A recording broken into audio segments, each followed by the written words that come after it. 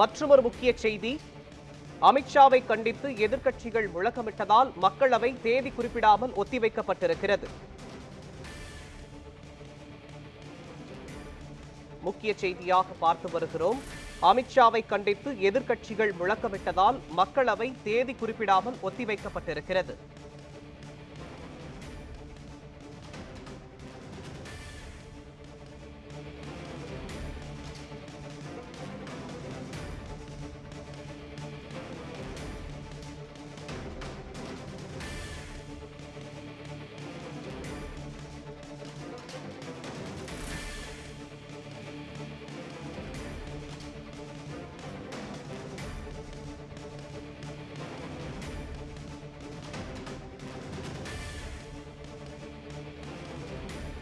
நாடாளுமன்றத்தில் அமளிக்கு மத்தியிலும் வந்தே மாதரம் என்ற பாடலால் எம்பிக்கள் எழுந்து நின்று மரியாதை செலுத்தியிருக்கின்றனர்.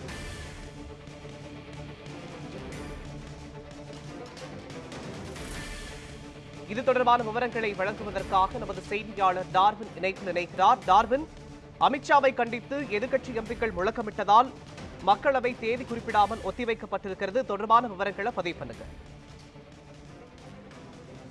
மோகன், மக்களவை மற்றும் மாநிலங்களவையில் தொடர்ச்சியாக கடந்த 3 நாட்களாக தொடர் முழக்க போராட்டம் என்பது நடைபெற்று வருகிறது. குறிப்பாக எதிர்க்கட்சிகள் அம்பேத்கர் குறித்த இந்த கருத்தை மத்திய உள்துறை அமைச்சர் அவதூறாக பேசியிருக்கிறார். எனவே அந்த கருத்துக்கு அவர் மன்னிப்பு கோர வேண்டும், பதவி விலக வேண்டும் என்று கூறிதான் எதிர்க்கட்சிகள் தொடர் முழக்கத்தில் ஈடுபட்டிருந்தார்கள். குறிப்பாக அவைக்கு வெளியிலும் அவர்கள் போராட்டத்தில் ஈடுபட்டிருந்தார்கள்.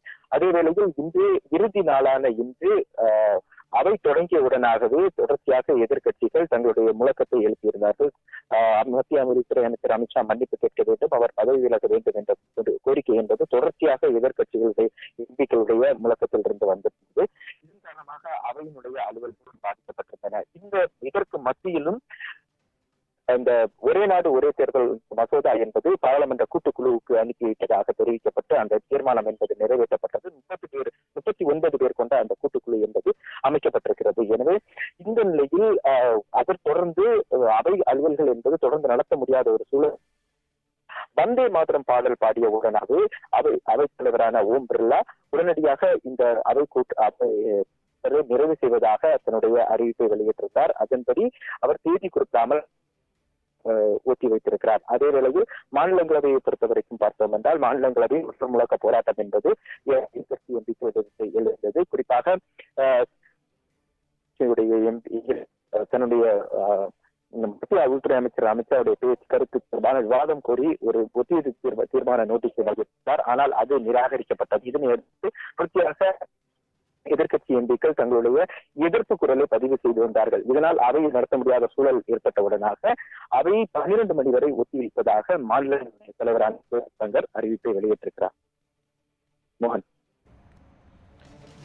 மத்திய உள்துறை அமைச்சர் அமித்ஷாவை கண்டித்து எதிர்க்கட்சி எம்பிக்கள் முழக்கமிட்டதால் மக்களவை தேதி குறிப்பிடாமல் ஒத்திவைக்கப்பட்டிருப்பது தொடர்பான விவரங்களை வழங்கியதற்கு நன்றி டார்வின்.